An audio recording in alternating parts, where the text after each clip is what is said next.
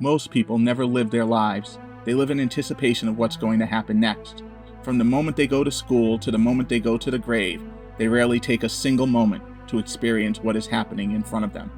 Rather, it's always planning and hoping and wondering and worrying. Everything except being. We take being for granted. Well, we take everything that isn't right here and right now very serious. The pains that we can do nothing about, we allow to define us. The future we want to have because we don't like what is right now, we worry about. But right now, this moment, that's always a bother. It's always boring or unwanted, or even when it is amazing, there's always the thought of where it's going to go, what's going to happen next. Is it going to be good or bad, right or wrong? How does it fit into the narrative of the life you're living, of the identity that you formed, of the reality as you perceive it? All of these thoughts running through your mind in an instant. All of these thoughts defining reality beyond what is actually happening. All of these thoughts taking you away from the here and now. Now, it is not the planning for the future that one loses the present moment. Our ability to plan for the future, to think about what we want and to examine what we're doing and how that's going to get us to where we want, all are part of the existence and part of this life and have helped in some way create the world we live in. But in the process of planning for the future, in the process of trying to figure out what is the best decision for what we want to do, we delude ourselves and trick ourselves into believing that we are in far more control than we actually are. And in that, we cease to actually experience what is happening in front of us for what it is, but rather to experience it for what we think it is. It was Confucius who said that if a man understands the Tao in the morning, he can die peacefully that night. In this, it meant that a person who can experience life for what life is, a person who can see and have even a moment of pure awareness of the here and now, never need to experience the fear of death again. For when you begin to truly understand the present moment, live in the present moment, experience the present moment, you realize that there is nothing else. That all that happened in the past had happened and ended. That none of these stories and beliefs and ideas define you or your life. They are experiences, things to learn from, things to grow from, things to understand and experience the present moment in a new way because of. You realize that there is no future.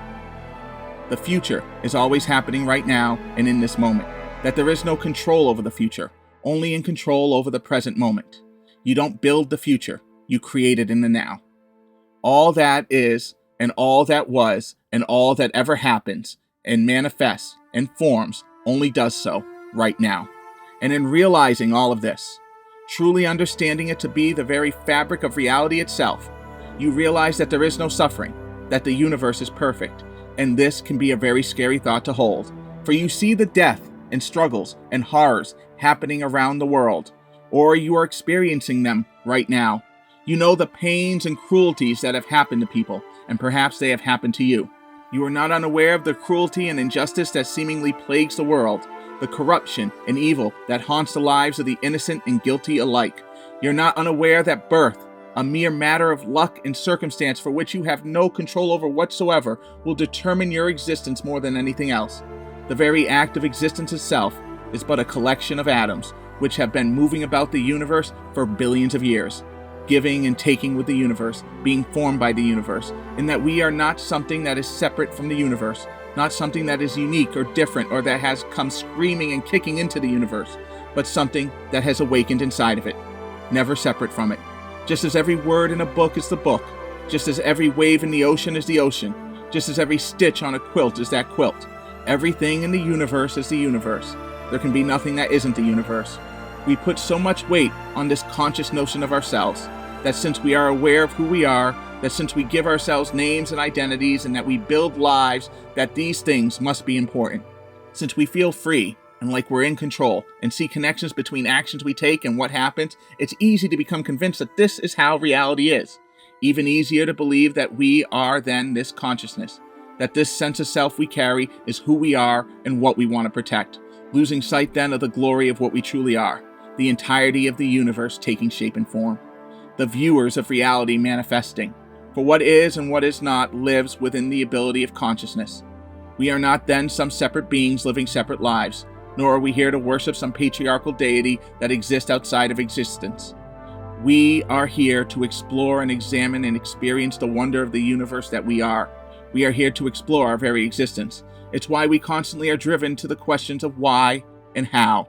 It's why the progress of humanity has always been an exploration, in that we understand that our place was never to take seriously a collection of atoms for which a mind creates reality around, but rather to surrender to that experience of existence itself.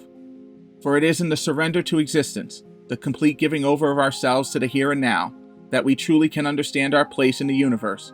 When we stop trying to be who we think we are, stop trying to explain life to ourselves, when we stop the stories, when we can truly let ourselves experience this moment, the here and now, for what it is, not for what we want it to be, hope it to be, wish it to be, but what it is. With no desire for it to be different, you discover a freedom to existence, a freedom from the pains you think circle life, freedom from the fears that haunt so many, freedom, true freedom.